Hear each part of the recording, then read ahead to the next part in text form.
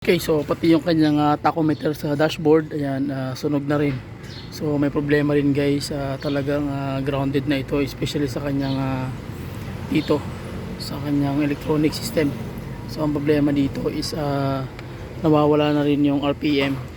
Yung RPM kasi kanyang tawag yan, yung speedometer at yung RPM, magmumula po din yan sa kanyang module at sa wiring system niya. So naapektuhan na rin, kaya yun problema. So magpapalit tayo nito, magpapalit tayo niyan, tsaka yung kanyang mga switches ito sa power drive. Ayan, so kailangan palitan to rin ng bago kasi ito yung magkukos ng problema mismo sa kanyang short circuit pag sira ito.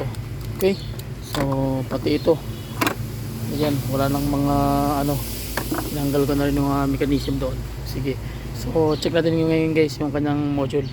Tingnan natin yun yung para makatulan natin kung ano yung problema sa module, kung dapat ba siyang palitan o ano ba yung nangyari sa kanya, bakit nagkakaroon ng the supply mismo yung mga solenoid sa ilalim. Okay, so tara, let's go.